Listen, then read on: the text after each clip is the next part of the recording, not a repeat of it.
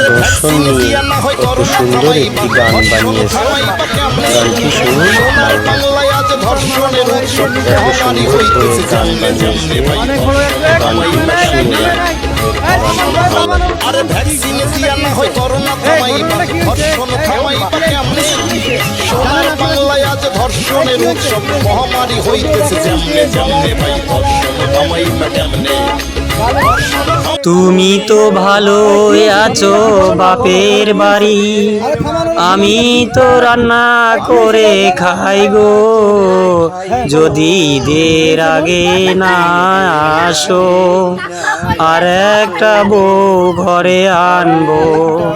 যদি ঈদের আগে না আসো, আর একটা বউ ঘরে আনবো। তুমি তো ভালোই আছো বাপের বাড়ি, তুমি তো ভালোই আছো বাপের বাড়ি, কত টাকা আমি রান্না করে খাই গো। যদি ঈদের আগে না আসো, আরে একটা বউ ঘরে আনবো। এই বাড়ি কিনছে কে? যদি ঈদের আগে না আসো,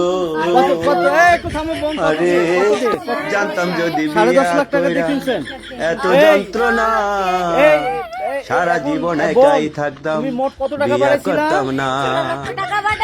একটা ভৈরা ঝগড়া লাগাইছে, মানকি চিপাই পয়রা গেছি রে।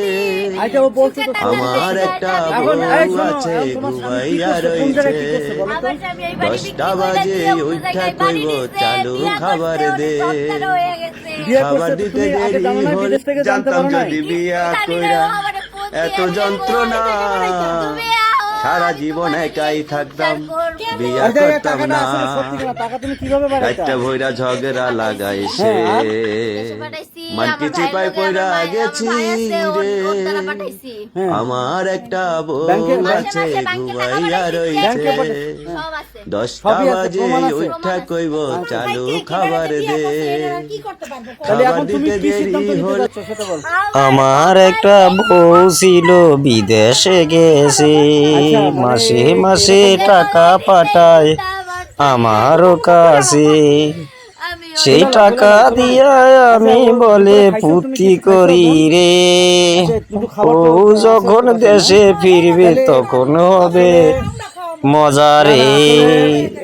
আমার একটা বউ ছিল বিদেশে গেছে, মাসে মাসে টাকা পাঠায় আমারও কাছে। সেই টাকা দিয়া ভর্তি করি আমি যে খুব মজা করে। আমার একটা বউ ছিল বিদেশে গেছে।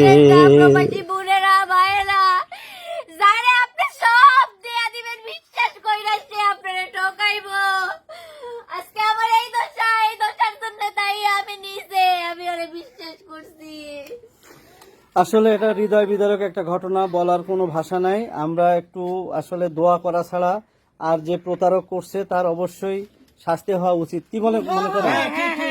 মানে এরকম মানুষ হইতে পারে না যে বোনটা এত পরিশ্রম করে, বয়স তো বেশি হয় নাই, এই বয়সে বিদেশে যায় এরকম একটা ঘটনা ঘটাইছে, মানে পরিশ্রম করে তার সাথে বেইমানি করলো। এটা আসলে ঠিক হয় না। এখন খালা আপনি ওরে একটু ইয়ে করেন, আচ্ছা নিয়ে যাও, বাসা নিয়ে যাও, বাসা নিয়ে যাও। এই লাগেজটা একটু ভিতরে নেন, একটু খাওয়া দাওয়া করে রেস্ট করে তারপরে ওনার ওই। এই তোমার বাড়ির বাবা মা কেউ নাই তোমার?